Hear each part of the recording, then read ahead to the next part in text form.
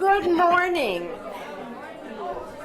I apologize for running a few minutes late. They have us scheduled in this room back to back. So welcome to the book fair.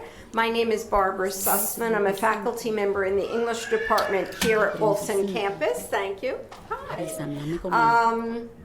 And we're grateful to the Miami-Dade College family and volunteers for the support of our sponsors, including the Green Family Foundation, Zibby Media, the J.W. Marriott Marquis and Brickell, and Nicholas Children's Hospital, as well as all other sponsors. We also would like to thank our friends of the fair, and please know that when you become a friend of the fair, it comes with lots of benefits all year long, not just for this week.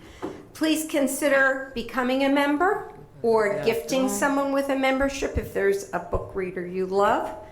As we celebrate our 40th anniversary, please consider supporting Miami Book Fair with a contribution to the Next Decade Fund. You can visit the Friends of the Fair table or the website for more information. The way we're going to do this is we will have our speakers, and then they'll be answering questions. We have a mic set up in the middle aisle, and at the appropriate time, we'll ask you to line up with your questions. The books are being sold right outside the door, and then there's an autographing area. You have to pass the elevators and the restrooms and hang a right, but you can follow us because I'll be leading them there. If you could take a moment, please, to silence your cell phones. We'd really appreciate it.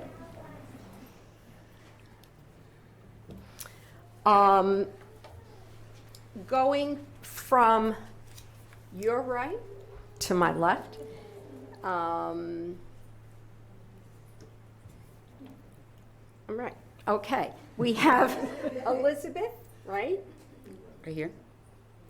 Oh, no, I'm wrong. Esmeralda Santiago, okay, whose book that she'll be talking about is Las Madres, a novel published by Novel. It's the story of 5 women and the secret that binds them together. Spanning from the 1970s Puerto Rico to modern-day New York, Esmeralda Santiago's powerful novel chronicles the women's lives from a devastating childhood car accident to a shocking revelation. This is a story of women's sexuality, shame, disability, and love within a community rocked by disaster. In the middle, we have Elizabeth Acevedo, and in her book, A Family Lore, a novel published by Echo, her first novel for adults, National Book Award winner Elizabeth Acevedo tells the story of one Dominican American family through the voices of its women over 3 days as they prepare for a living wake, a gathering that will bring the family and community together and forever change their lives. And our moderator today, to my left, is Anjanette Delgado. She's a Puerto Rican writer and journalist based in Miami. She's the author of The Heartbreak Pill, a novel, and The Clairvoyant of Calle Ocho. She's written for the New York Times, Modern Love column, I read that, Vogue, NPR, HBO, the Kenyan Review, Pleiades, the Hong Kong Review, and other publications. So join me, please, in welcoming our panel.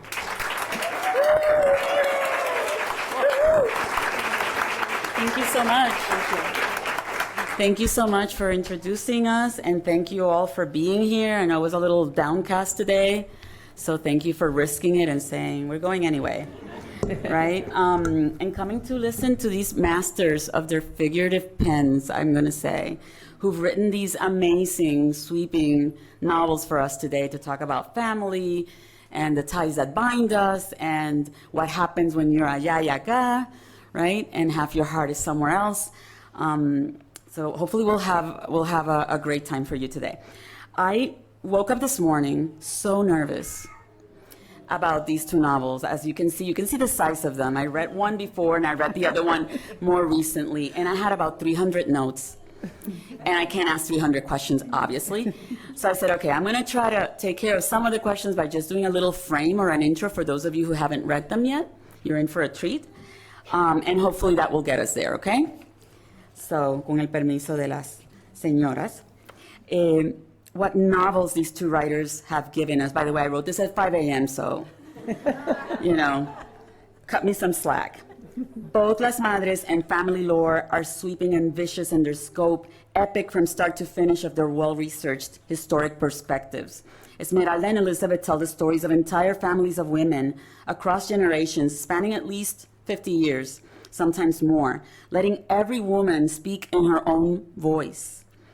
And then, and here's the magic, they make these stories interlace and come together over time so that in each case, the story of a country and its diaspora are illuminated and explained in the process so that we can read and know who we are, but also so we always remember the place where we're still from.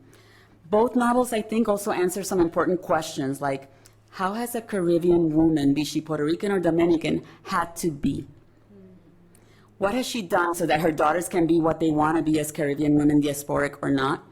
And how are the daughters, the new generations, running with that gift from their ancestors? I think of Maritza, but I also think of Ona, right? Weaving a bridge of hope to the future of every Latina woman, even beyond the Caribbean, right? So that's what great writers do. They write about the personal and the specific, and then we all see ourselves in it, and that's what they've done. Welcome, ladies. I'm so excited to be here with you today. And I'm not pulling any punches, so let's get right to it. If you suspected that the word women is going to be in the first question, you were right. But women, we're all different. Even our feminisms are different, right? And I wonder, first of all, and this is the same question for both of you to start off, if you consider your novels, if you yourselves consider your novels feminist novels, and if so, what kind of feminist novels? What were you trying to say or to have understood about women? I like to strive in the footsteps of Alice Walker and her definition of womanism, right? And so centering feminism within the perspective of Afro-diasporic censoring, right? Because I think when we think feminism, like, is my mother a feminist? Yes. Does she know she's a feminist? It's a different definition. If we're going by white American definitions of third wave feminism, right? Like that's no, they would not consider her a feminist, right? And so I think we have to be really nuanced on culturally where people are coming from and positioned. And I think the novel is kind of looking at how different generations explore alazándose, right? Like launching themselves in varied ways and censoring. How do we protect each other? How do we protect ourselves? How do we love on each other within the confines of patriarchy, within the confines of men's worlds? There are no men in this book. Or very few. They're the ushers. They're ghosts, right? In almost all my books, men are ghosts. They exist, but it's interior worlds of women, the worlds that we often don't get insight into, the worlds where you have to defend and be strong and figure out non-traditional ways to save each other and save yourself, right? And be in community. And so I think in that way, of course, that's feminism, but it is very culturally driven. It is not, I think, the definition that is often touted as feminism. Agree, Esmeralda? I don't write from that place of labels or thematic things, or I write from women's lives, and I feel like my job is to present Puerto Riqueñas in all their variety and joy and sorrows and yes, I guess I am a feminist. I figure most of them are, but I don't really I don't go thematic that way. I try to find how people live in their history. I try to find a way for them to realize themselves in the historical time that they live and the place that they are. So somebody like Marisol, who considers herself Puerto Riqueña, has never been to Puerto Rico. Well, for me, that's okay. I don't have a problem with that. But then you go to a place, to Puerto Rico, 1975, and even in 2017 when Hurricane Maria comes, there are people who still have those kinds of labels, and they kind of tattoo you on your forehead. You don't see it, but they see it, and they call you on things that you know, I don't think of myself that way. And so I try to just be as realistic about the people that I know, and some of them are not feminist. Guela is not. So I try to find the whole scope of female friendship, love, disdain for certain things, and there are men in it. There are men who, some of them are helpful, and some of them are damaging, and this is what I see, and so I write about what I see and what I observe. Yeah, I mean, I agree with you both, and I think you've both given a really realistic portrait of the novels as I read them. Because one of the things that is great about sweeping novels like this that are not about one thing, but about many things, is that you're able to portray life. And for example, for all the feminism in some of the characters in your novel, Esmeralda, and for probably all of them, though they may not know it, in Elizabeth's, there's compassion toward men. I mean, whether they exist or there's compassion all the time. And I feel like there is an understanding of all the roles that we play and all the different ways that women are in the world and all the different ways in which we are or aren't or choose not to be actively, right, about it.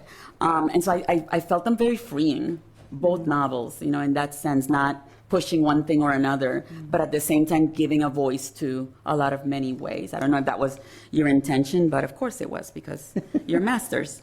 And by the way, part of that, and I wanted to ask you about the women who don't help, because, and this has nothing to do with feminism as much as it has to do with recognizing that there are many roles and there are many women in different place in life where they have more fear, less fear, more victimized, less victimized. In Esmeralda's novel, there's a teacher who doesn't defend the student and causes a whole lot of things to unravel from that. Not, you know, how many of us have had a teacher that we loved and we wanted their approval, you know, swat us aside or not honor us or not defend us from someone. And so that, to me, I connected very much with that. In the case of Elizabeth's novel, there's a whole chapter where these aunts are, you know, there's an aunt that's a literal devil. I hated that. I love the chapter, but I hated that woman. And there's a part where, this was so much fun, there was a part where the victimized sister, right, because the mothers, the elder women in the family are trying to get her trained or educated or to be good. And they're so fearful that they send her to this bad place where she is abused, literally. And so the sister saves her. And when the sister saves her, she comes up to the bad aunt and goes, "You are a terrible sister." And I was like, yeah, literally, like, because women have all these roles. Were you thinking of those, esa hermandad, you know, all those ways in which you connect other women as saviors? I mean, I think what I heard a lot from Esmeralda talking is, it sounds like you're very character driven. You find the person, and I think I'm similar, right? I say I don't plot. I just I follow the character, I follow the woman, and I see where she goes. And when I was writing, I knew I have these 4 elder sisters, right? They're in their 70s. One of them is throwing herself a living wake. They're like, espérate, what's happening? What's a living wake? Are you dying? ¿Qué está pasando? And they start thinking of their past. My mother is one of 15. Son 9 hermanas. They are turned, right? That group chat on WhatsApp is every other week they're doing an exorcism of the group chat. I'm like, y'all need to delete WhatsApp, right? So it's this energy, but within them you see the ways that they show up for each other. They try to save each other. They overstep the bounds. They hurt each other's feelings. The older sisters have a clique with the younger ones. They beef, they fight, they fall back in love, right? There's that energy. And so I think because I've had, you know, my entire life watching their dynamic and trying to understand their dynamic, this book is really about the relationships that, and I'm looking at women specifically because I think there's a disempowerment in a place like the Dominican Republic where there has been a buy-in sometimes to having to circumvent the world of men, right? It's not fully participatory. It's having to, how do I use my strengths, but without usurping what you have, what you Right. I gotta exist here, so. And Right. how do I make my way? And so for me, these women step in different varying forms to fill in the gaps of how do they help each other, but they harm each other too, unknowingly. And trying to be helpful, they hurt each other. They overstep. They they hold secrets that would have been really helpful for each other to know. So there's a lot of wounds that they inflict and also that they help heal. Yeah. And I think that it is a book about community love, for how do we form ourselves by being in community with someone else.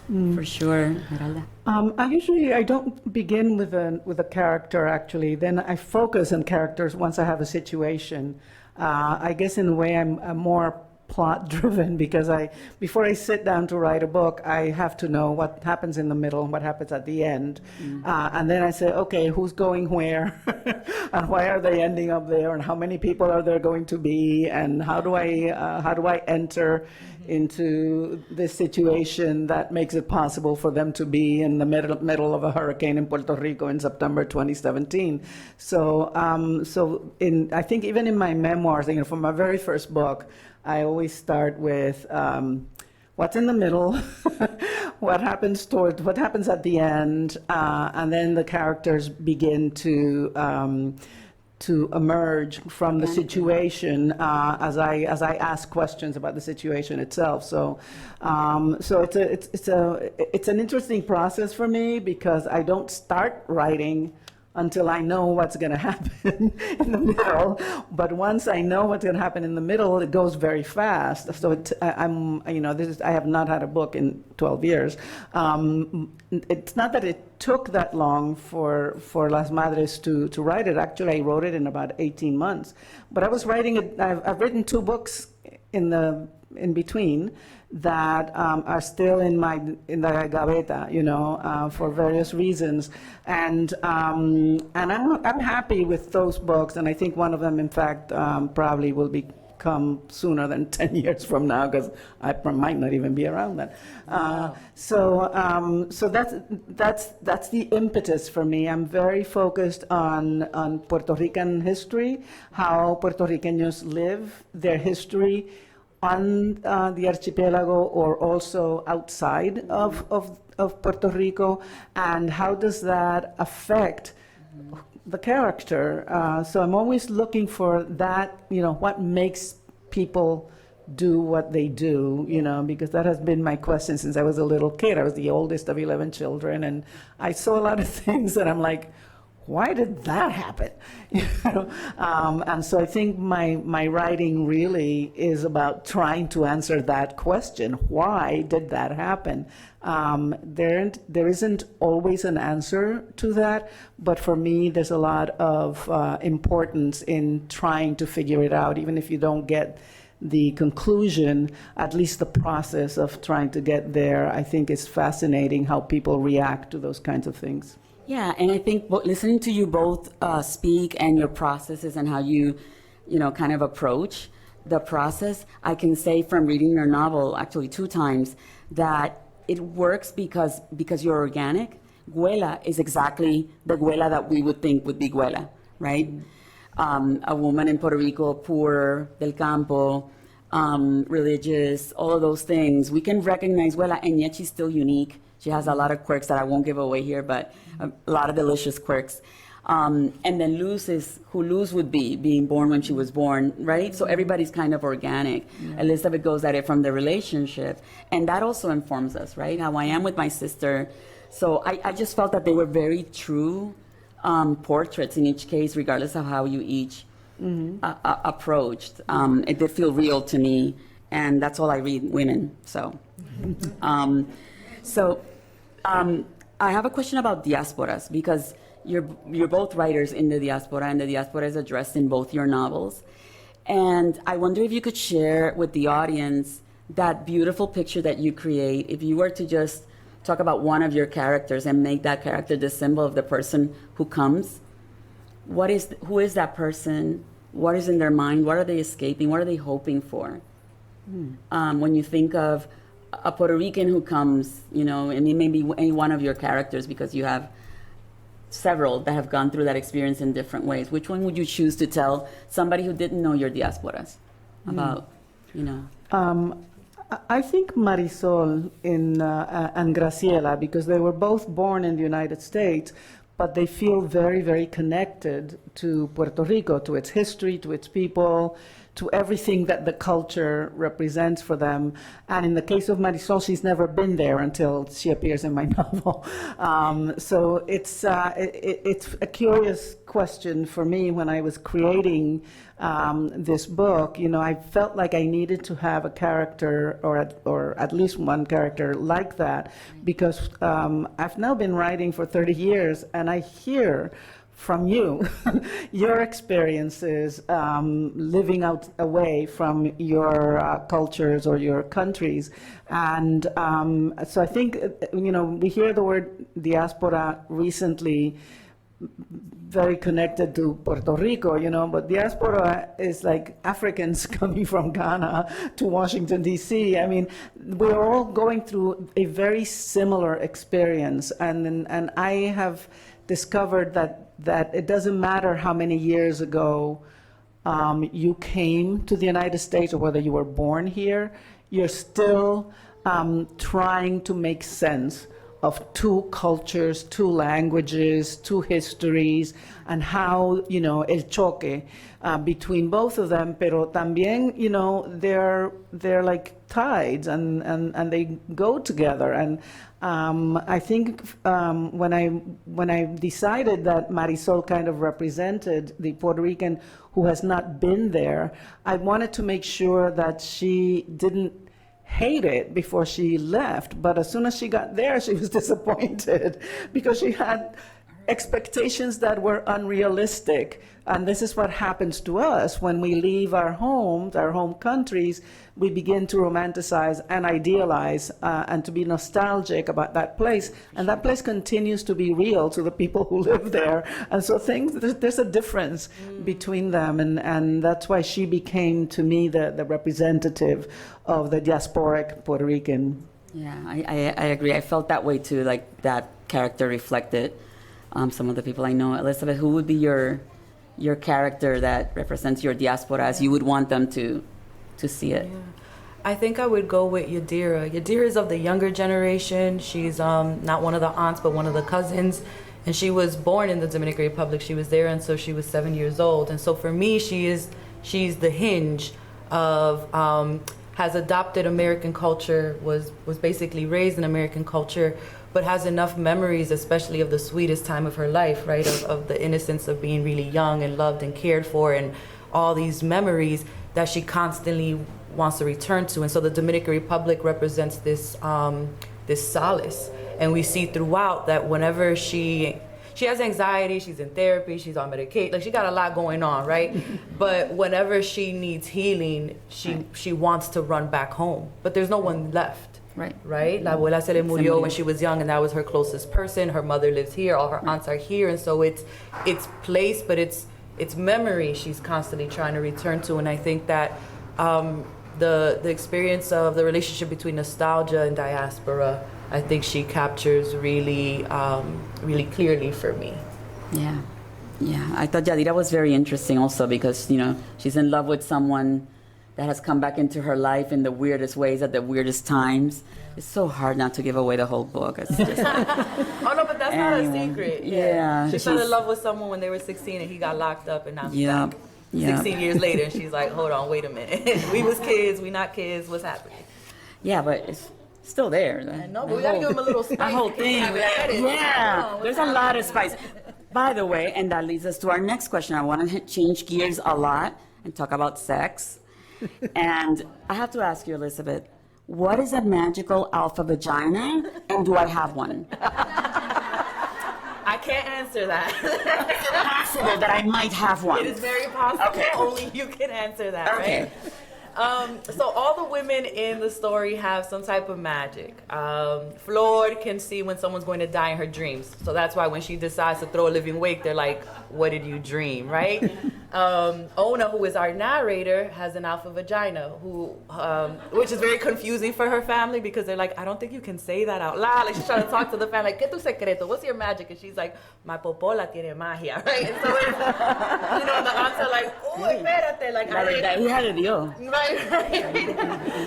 But no, it's so funny because I think when I'm writing, the poet Kaveh Akbar talks about being very permeable when, like, you receive, you take things in. And I talk to my best friend every single day. We have not lived in the same city for decades at this point. And one day she's like, yeah, I was at work and, everyone has their period now because I have an alpha vagina. And I was like, what is that? That's not how menstruation works. But also tell me more, right? Like, and so this phrase that she gave me, I was like, oh, that's fun to think about. What would make something superior, right, in that way? And so Ona can fully control all the things that a vagina controls, and I got to do a lot of research on what a vagina controls, and it's like pretty cool, right? And so she is someone who can pretty much sing people to her based off of how she like turns up scent and moisture and all the things that happen in that region. And it was I was raised very prudish. I'm very prudish, and so it was very challenging for me, but also very fun to be like, how many times can I write the word vagina in how many different ways?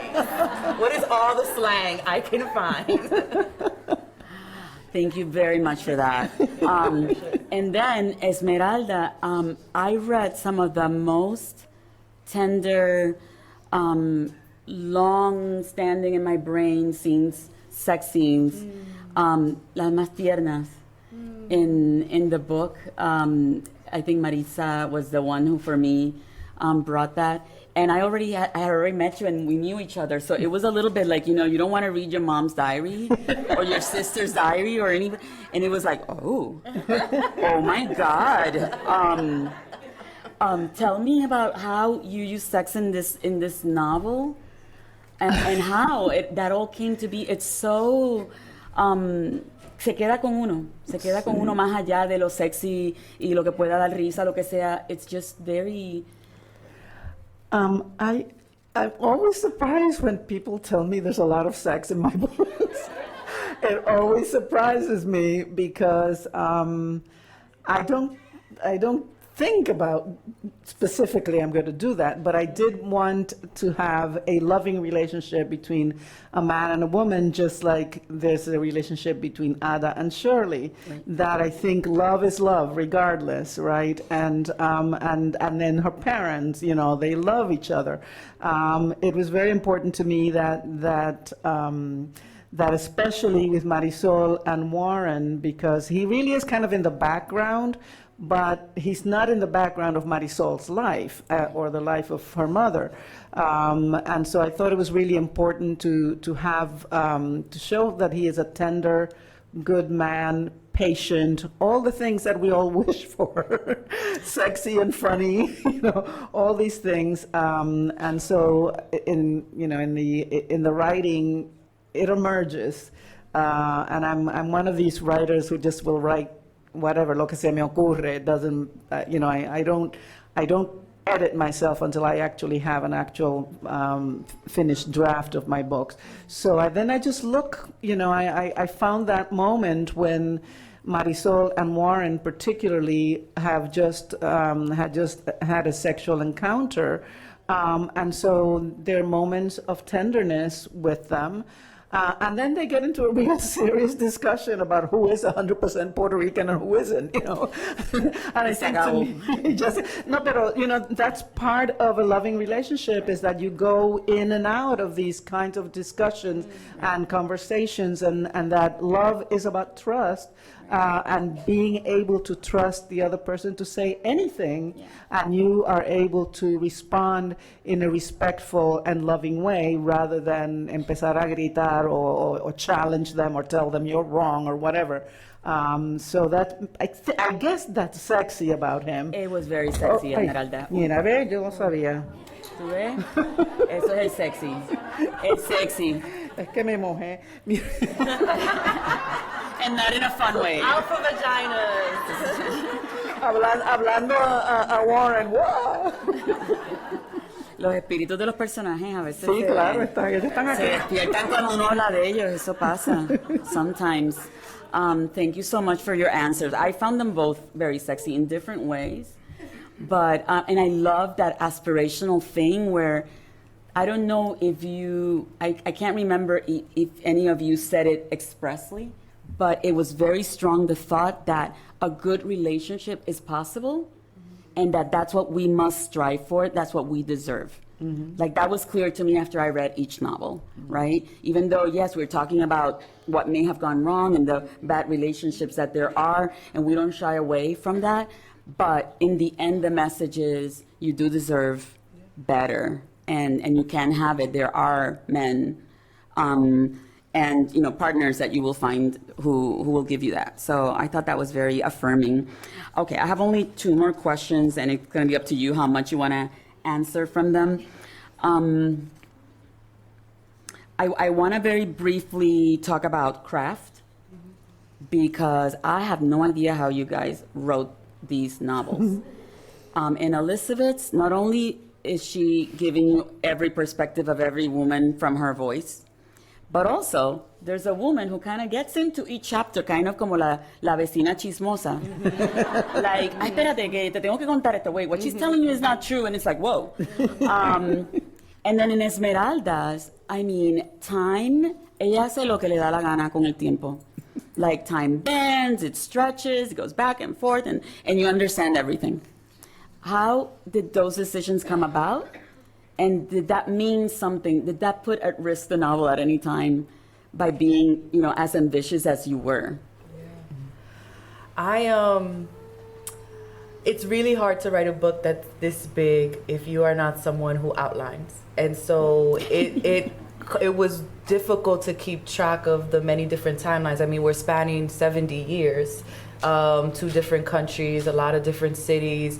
Did I mention there was prose poetry interspersed? There are interviews throughout. And so I think that was the thing that held it for me, though, that Right. the narrator, Ona, you realize at some point is interviewing her family.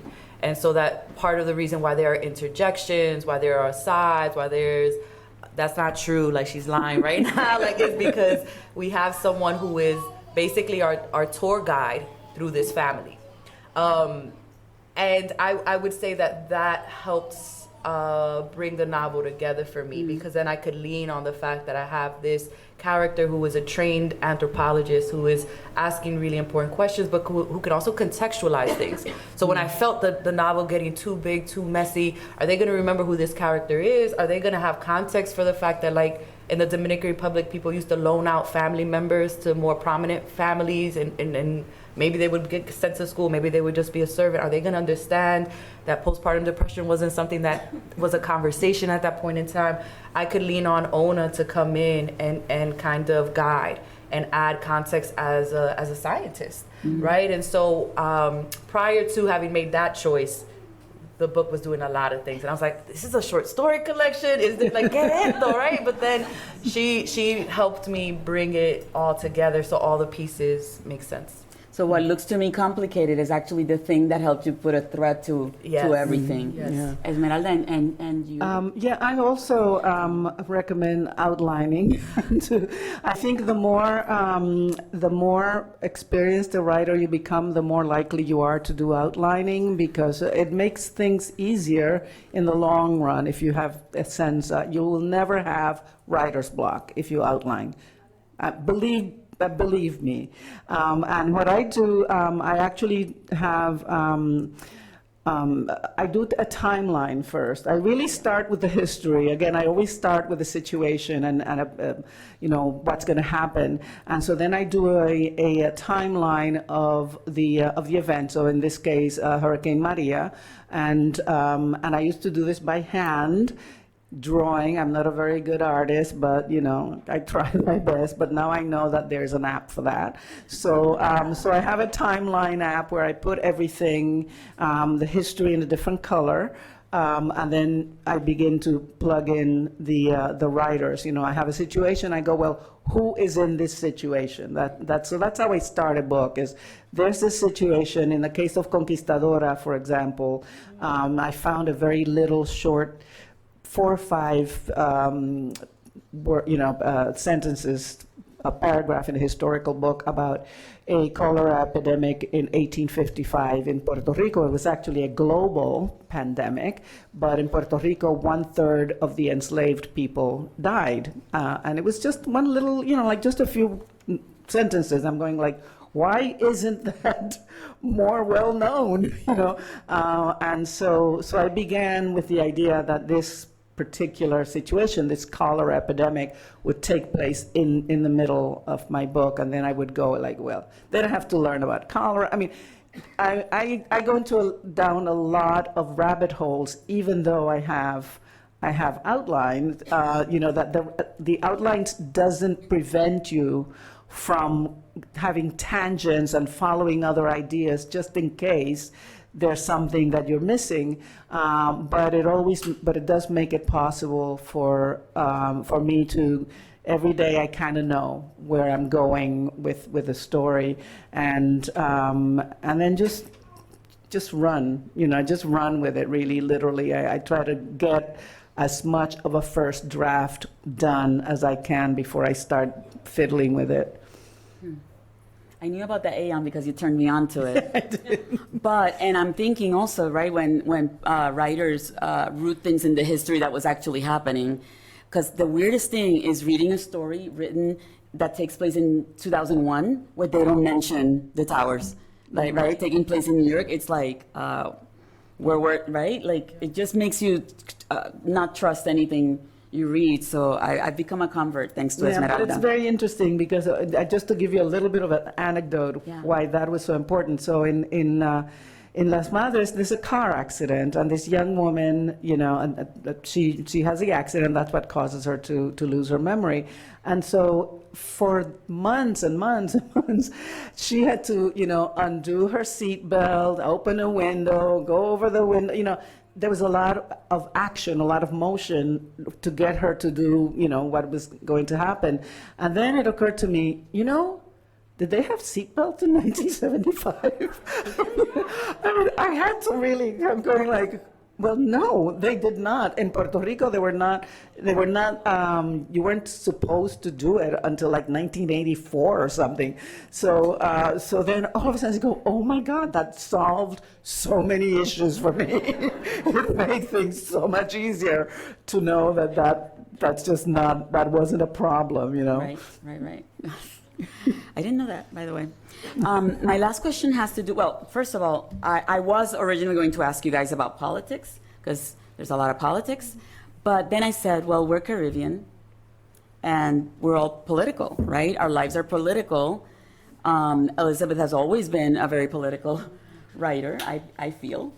And Esmeralda has always been political, and yet this is, I think, Esmeralda, your most political novel yet. And I know that it may not be what you intended, but because you were telling history, our history is political, right? Because exactly, in the Caribbean, a politician can affect whether you have electricity. Mm-hmm. One decision, right? But beyond that, I think that what did surprise me in both your cases was the very overt topics of silence and protest, and a sort of thrust about speaking up, and how when we don't speak up, we kind of extend the nightmares that we're going through. Mm. And that was surprising. That was another way to go at politics. And I wondered what you wanted to say in the novel about this, what you would want people to take from them about that tension, if you will, between silence and protest, especially being women writers, right? Calladitas no nos vemos más bonita, necesariamente. So how did you, I think that all my books I'm considering shame, and how shame manifests, and how shame is nourished, and how the people who love us the most and are some of the strongest figures in our life might foster shame in us. Mm-hmm. And so family lore, I've always had write a younger character because I'm writing for children primarily, or I have in the past, thinking about how shame is being passed down from their guardian. this was a novel where I could show how the guardian receives shame, how they try to undo shame in their child in one instance and in another, silence them. But for me, silence and shame go hand in hand.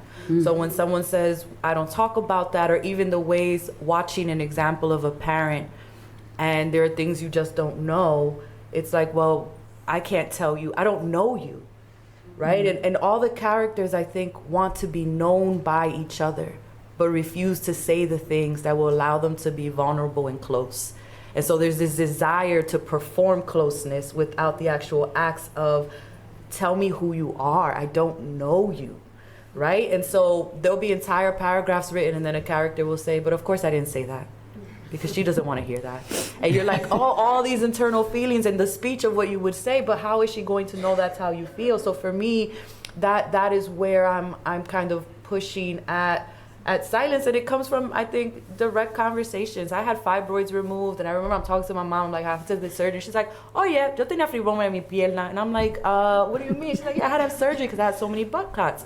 I'm like, you don't think you should have told me that? I have the surgery, I'm pregnant, el otro. She's like, oh yeah, I couldn't give you a baby if I wanted to. I'm like, yeah, Mom, because you're like 72. She's like, no, I don't have a uterus, they took it out. And I'm like, you don't think you should have told me that? She's like, yeah, because the fibroids came back. And I'm like, this is after all of that, but it's this, she doesn't think these things are important. She doesn't think I care. She doesn't think I want to know them. And so it's then that side of it. What are the questions I have to figure out to ask to let you know that what you've gone through matters and that it's important for me to know, right? And I want you to know that thing that happened to you matters to me. And so that back and forth, I think, is what this novel is constantly trying to do. How do I make your silence give you space to open up? And also, how do I let you know I will never know you if you aren't brave enough to tell me the things that happened?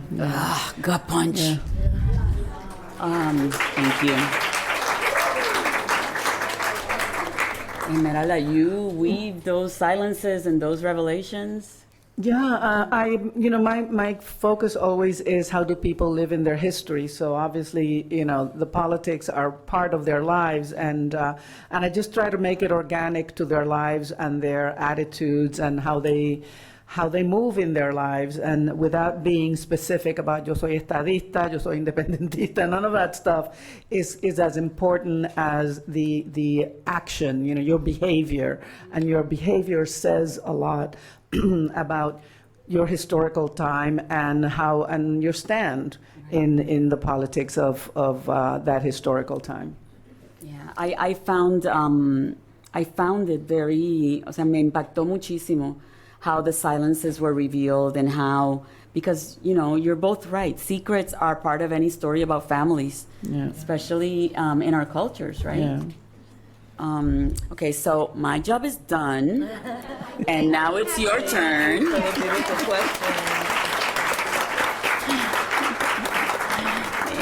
Thank you. Thank you both. Yes. My question is, I see you both are very existential. You are from the problem of being Puerto Rican, and you're from the problem of being woman. But my question is, when you write, you use literature as a reflection in itself, or you try to educate people with that?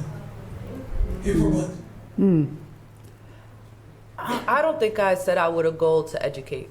That's just, I think what my politics are, my beliefs are, what I've studied and learned comes through because it's baked into who I am, and so it's going to be baked into the writing. And then I'll see moments where I have to challenge my own thinking through different characters. But for me, the goal of a story is to convey the human experience. And so whatever message comes through, I inherently know it won't be apolitical because I'm not apolitical. And so I just trust that it's in there without my having to be too overt. I'm the same way. I mean, I don't set out wanting to, to educate you particularly about anything. I do want to educate you how people live in their history, because there's a difference between, in that. And I think we behave in the way that the culture surrounds us the information that we get and how we process it. That's the thing that I'm interested in. And in the case of my characters, they're all over the map, from independentista to being, I just want to be left alone. So I try not to get on a soapbox about anything until the very end of this book, when I wrote a coda because I was so angry about what was still happening in Puerto Rico when I was writing this book 5 years after the hurricane, that I felt I had to say something just to make sure that the reader, now you've been entertained but I just want you to know this is what's happening still. And so I think that's what you were referring to about my being political. I began my career as a memoir writer and essayist, and so this is really where I always go with my emotions, is in saying maybe too much, TMI, but also I think it's really important to speak it, and to make sure that I get it out there and no secrets. Cool. Hello. Before I ask my question, I just want to say thank you to both of you. As a reader, your books are just a connection. You are able to see us with our nuances, with our diversity, and I just want to say thank you for that. My question for you, Elizabeth. You gave us the Poet X, Clap When You Land, and now you gave us Family Lore. How was the transition from writing from a young adult audience to your first novel intended for an adult? I write for delight, to be honest. I think for me, I'm trying to chase after what's interesting, what excites me, where the joy is, where the hurt is. And I love YA, but I have to be mindful when I'm writing for young adults. This is a teenager, right? And they have a certain level of experience. I try to be really tender when I write for young people. So how do I be very honest to the experiences I know they're having been in a classroom, having talked to a lot of young people, having taught young people, but how do I also make sure that I'm not pushing an idea of what I think they've been exposed to, right? So that kids feel loved when they read my work and they feel safe, even as they're reading things that maybe are dangerous and unsafe. I think with adults, I'm less tender. I'm like, well, you're grown, best of luck with this book, So there was a lot of joy in being able to flex my language, my vocabulary, my expansion of metaphors, with the assumption that if you're an adult reader, you can do the research, you can Google, you can do the work, you can reread the page over and over, and I'm not like, well, I have 10 minutes with a kid, are they gonna drop the book? Like, I trust an adult audience to be able to do work. You're reading this probably for pleasure, and so I got to be really playful for y'all, which was great. Thank you. Hello, my question is for Elizabeth. So something that I notice when I read or when I watch a movie or when I see any story is if the female characters don't feel real, then I'm not interested. Right? Sure. But the converse of that is that, I guess for male readers of a story like yours, they might notice, as you said, you tried to make your male characters to be more of like ghosts, to be less present. Yeah. Do you think that might disincentivize men from wanting to be exposed to the hard truths in a story like yours, and because I think the idea too is for them to read these stories too and be like, wow, this is so messed up, we need to do better. So do you think leaving male characters as traces of real characters as ghosts might keep them from reading and from going to an event like this and wanting to be part of the conversation? Yeah. Oh man, I wish I could speak to the minds of men, but I don't. I think that I am interested when I imagine an audience or I imagine a person reading my book. I know who that reader is. And I like to think of it as my books are a banquet, and I am very clear on who I am honoring and who's on the stage and who's getting the award. And that doesn't mean that not everyone else is invited. If you want to pull up and dance, you should pull up and dance. You got an invitation, right? But that doesn't mean you're going to be the person on the stage. There are many, many places where you're the person on the stage. And I think that in general, that's how I feel with books about men. I'm writing about experiences of women who literally occupy entire world where the men go to work and have a paycheck and they're providers, but they don't know who their kid's best friend is, what their birthday is, what their middle name, se le olvidan. And so I'm like, I know too many men who do not let themselves be known by the people in their family. And it's the women, even with their secrets and their silence and their shame, that are letting folks in. And so I think that is the critique. It's less about incentivizing them and more about saying, why aren't you here? Mm-hmm. Right? And it's not because there aren't men throughout. It's not because there aren't memory of men. It's because there's a way that within the community I come from and the family I come from, men come to the back like, oh, that's your girl. That's a woman's job. Mm-hmm. And so to me, that is the critique at play is, no, you're not here. And why is that? And so I can't speak if men will or won't figure that out on their own. And I think there's a lot of people who won't find myself in their work, and that's okay with me. There are other books that I hope that they can find themselves in. Thank you. I just want to comment. Yeah, we have 5 minutes and 2 people. I think we should be say okay. one thing about what Elizabeth just said, and this is a very important phrase, and for you to take away with. I know my readers, and we are published by big companies. In my case, not a single Latina is involved in my writing. I don't know about in yours, but one of the things that we struggle with is try to convince our publishers that we know our readers, we know our audiences, and it's really important for you to let them know that you're out there in however way you find, whether you're a maven in the online world, or you write letters, or just write buy a lot of books and give it to all your friends. But for us, it's a constant struggle to convince them to bring our work to nuestra gente. Thank you, Esmeralda. Your question, I think we're going to get thrown out in a little bit, but. So my question is, I'm curious, how has your career as writers, especially writing about family and family relationships, how has that impacted family life, especially your relationships with women in your family? I have the best family in the world. I started writing memoir, and there were a lot of things in those books that my family did not like for me to write about, including my parents, and I'm the eldest of 11 children, so there's a lot of voices commenting and critiquing and giving me details about things.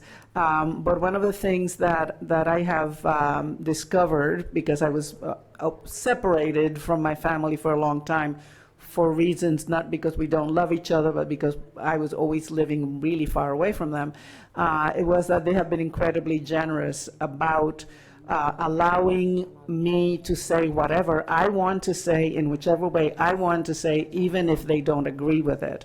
So my relationship with my sisters especially has strengthened because of the writing that I've been done, even when they don't agree with some of the things that I've said, or they don't agree of the fact that I have said it.